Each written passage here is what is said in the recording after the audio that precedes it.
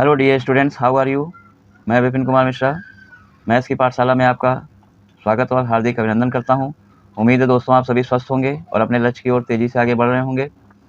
दोस्तों, जैसा कि आपको पता है कि छात्र का जीवन जो होता है वो बहुत ही तपस्या से भरा होता है। छात्र के जीवन में तपस्याओं का अंबार है। जितनी मुश्किलें आपको झेलनी पड़ेंगी, आप झेलते रहिए बिना डरे।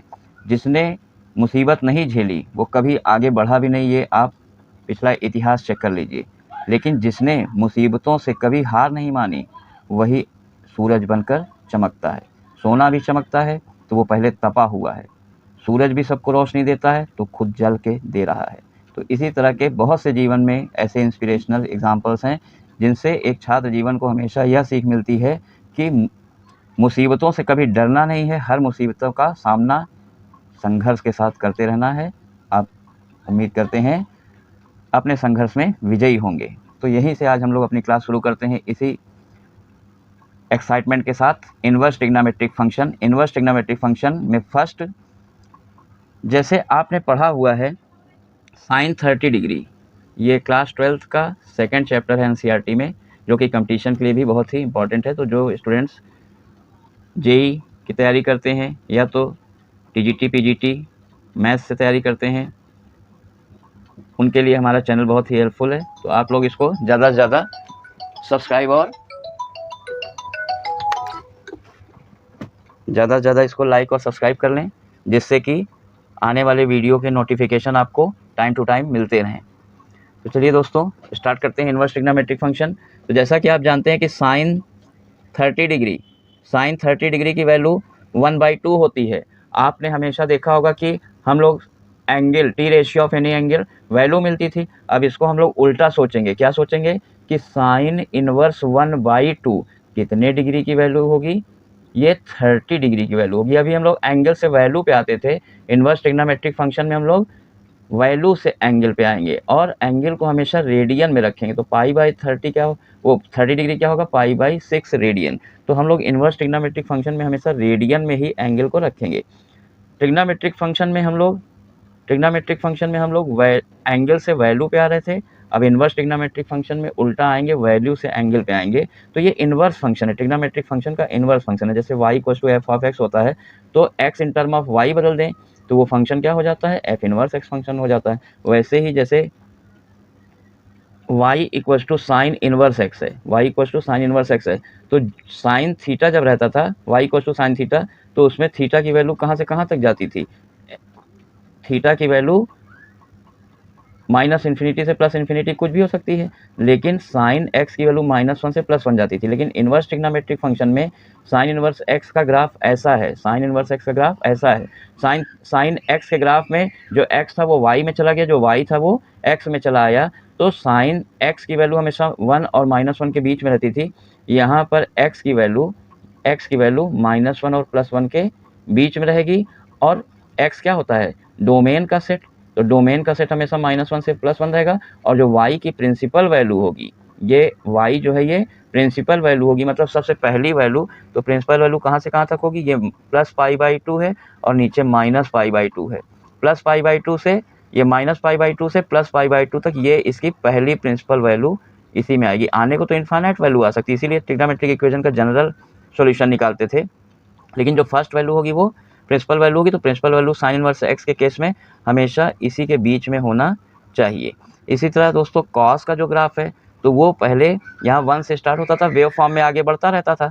लेकिन अब जो x के अलॉन्ग था वेव, वो y एक्सिस के अलॉन्ग चला गया और जो y की वैल्यूज थी वो x के अलॉन्ग आ गई, क्योंकि ये इन्वर्स फंक्शन है। तो y = cos इनवर्स x में x किसके किसके बीच में लाई करेगा? x जो होगा वो -1 और +1 के ही बीच में हमेशा लाई करेगा। ये इसका डोमेन है। लेकिन रेंज में प्रिंसिपल वैल्यू, रेंज तो हो सकती है -∞ से +∞, लेकिन जो इसका प्रिंसिपल वैल्यू होगी वो होगी 0 से लेके पाई तक में। 0 से लेके पाई तक में एंगल की पहली वैल्यू मिलेगी, जिसको हम बोलेंगे प्रिंसिपल वैल्यू। इसी तरह y = tan इनवर्स x है। y = tan इनवर्स x में x जो होगा डोमेन वो -∞ से +∞ है। ये देखिए ग्राफ में x की वैल्यू, ये ग्राफ जा रहा है, x की वैल्यू -∞ से जाके +∞, -∞ से जाकर +∞ तक गया। लेकिन x की वैल्यू माइनस पाई वाई की वैल्यू -π/2 से +π/2 तक है। ये प्रिंसिपल वैल्यू है, -π/2 से +π/2 तक होती है।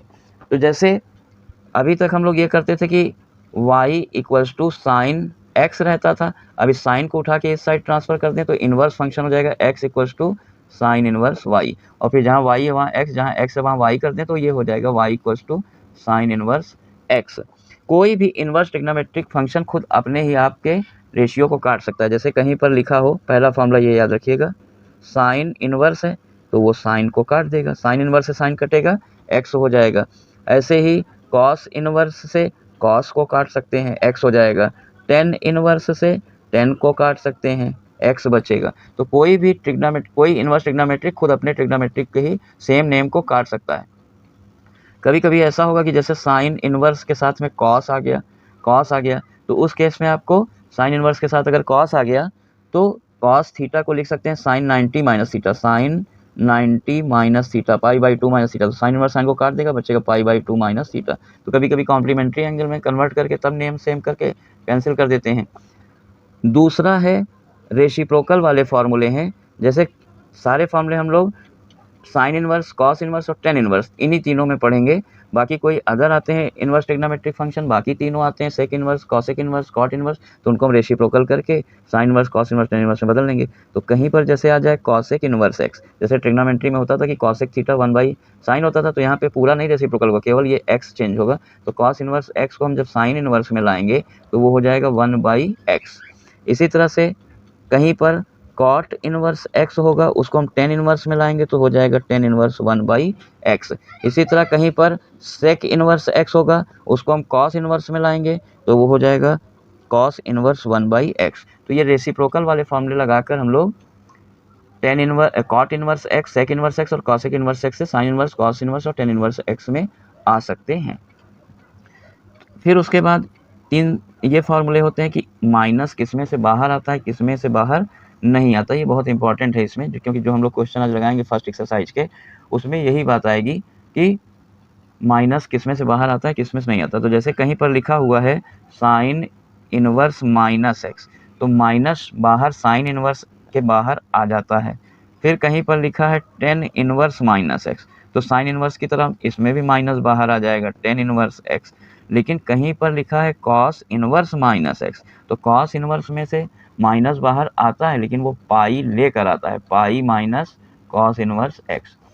साइन इनवर्स और टेन इनवर्स एक जैसे, माइनस बाहर आ जाता है लेकिन कॉस इनवर्स में से माइनस बाहर आता है तो पाई को लेकर तब बाहर आता है। फिर इसके अलावा और फॉर्मूले हैं, sine inverse x plus cos inverse x equals to होता है π/2, tan inverse x plus cot inverse x ये भी होता है π/2, sec inverse x plus cosec inverse x ये भी होता है π/2। तो आज इतने के फर्स्ट क्वेश्चन दे रहा है, फर्स्ट क्वेश्चन दिया है साइन इनवर्स -1/2। तो अभी हमने आपको बताया कि साइन इनवर्स में से निगेटिव है तो वो बाहर आ जाता है, तो ये माइनस बाहर निकाल देंगे तो हो जाएगा minus sine inverse 1/2 minus sine inverse 1/2। अब सोचिए कि साइन 1/2 कितने डिग्री की वैल्यू होती है, साइन इनवर्स, और 1/2 को हम लिख सकते हैं sine π/6, sine 30 degree. Sine inverse sine को ही काट देता है तो ये हो जाता है माइनस π/6। तो देखिए दोस्तों, ये आपका माइनस π/2 से प्लस π/2 प्रिंसिपल वैल्यू नहीं होती साइन इनवर्स एक्स के लिए, उसी के बीच में ये लाई कर रहा है। तो ये प्रिंसिपल वैल्यू फाइंड करना था जो कि उस इंटरवल में लाई करना चाहिए, तभी प्रिंसिपल वैल्यू होगा, नहीं क्वाड्रेंट के अकॉर्डिंग उसको बदलना पड़ेगा। और देखिए दोस्तों क्या दिया है question, cos inverse -1/√2, cos inverse -1/√2, cos inverse -1/√2। तो कॉस इनवर्स में से माइनस जब बाहर आता है तो पाई लेकर निकलता है, तो यहाँ से पाई बाहर ले आइए तब माइनस को बाहर लाइए, माइनस कॉस इनवर्स 1/√2। अब 1/√2 कितने डिग्री की वैल्यू होती है, तो 1/√2 होती है कॉस इनवर्स कॉस π/4 की, cos 45 degree. Cos inverse cos को काट देगा, minus pi minus pi by 4 जो कि आ जाएगा 3 पाई बाई 4। तो इसको भी देख लीजिए, ये 0 और पाई के बीच में है, 0 से पाई के बीच में बिलोंग कर रहा है। कॉस इनवर्स में क्या होता है, एक्स किसके बीच में प्रिंसिपल वैल्यू होनी चाहिए, वाई की वैल्यू 0 से पाई के बीच में, जो कि है। नेक्स्ट क्वेश्चन, क्वेश्चन नंबर 4 दिया है स्क्रीन पर, tan inverse 1 10 inverse 1 plus 10 inverse 1 plus cos inverse -1/2, cos inverse -1/2 और plus sine inverse -1/2 plus sine inverse -1/2। इसमें 10 इनवर्स 1, तो चलिए 10 इनवर्स 10 पाई बाई 4 रख देंगे। 10 45 की वैल्यू 1 होती है। यहाँ पर माइनस अगर बाहर निकाल लेंगे तो एक पाई लेकर आता है कॉस इनवर्स में से, तो ये माइनस कॉस इनवर्स 1/2 कर देंगे और साइन इनवर्स से माइनस बाहर आ जाता है, तो ये हो जाता है minus sine inverse 1/2। Cos inverse 1/2, 10 inverse 10 को काट दिया, बचा पाई बाई 4 और प्लस पाई, और कॉस इनवर्स 1/2 कितने डिग्री की वैल्यू होती है, 1/2 में पाई बाई 3 की, तो माइनस पाई बाई 3 और प्लस -π/3 और ये भी -π/1/2 π/6 हो जाएगा। तो एलसीएम क्या मिला इसका, 4, 2 और 6, ये एलसीएम मिला 12। 4 से डिवाइड करेंगे 3 पाई प्लस यहाँ 12 पाई, 3 से डिवाइड करेंगे 4 पाई और माइनस में 3 पाई, ये 2 पाई, 6 पाई है तो ये हो जाएगा 2 पाई, 2 पाई। तो फिर कितना आया ये आंसर आ जाएगा आपका अपॉन में 12 है, फिर यहाँ 3 पाई और 12 पाई दोनों प्लस में है, 15 पाई हो जाएगा। 15 पाई में 4 पाई माइनस करेंगे तो 11 पाई, 11 पाई माइनस यहाँ पर ये 2 पाई है, 2 पाई, 11 पाई में 2 पाई जाएगा 9 पाई, 3 से काट देंगे तो यह आ जाएगा 3 pi by 12, 3 pi by 12। Next question है question number 4, cot inverse √2, cot inverse √2। तो चूंकि अभी हम लोगों ने कॉट इनवर्स के लिए फॉर्मूले नहीं पढ़े हैं, लेकिन कॉट इनवर्स को हम रेसिप्रोकल करके एक्स को 10 इनवर्स में बदल सकते हैं, तो ये हो जाएगा 10 इनवर्स 1/√2 और 1/√2,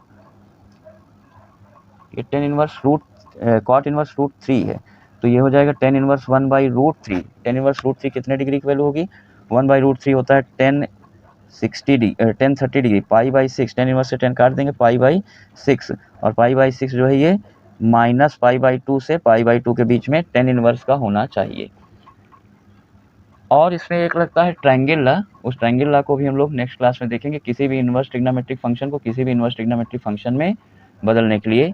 तो इसको हम लोग नेक्स्ट पार्ट में सेकंड एक्सरसाइज के कुछ इंपॉर्टेंट क्वेश्चन और कई फार्मूलों को डिराइव करेंगे। तो आज की क्लास दोस्तों यहीं पर फिनिश करते हैं।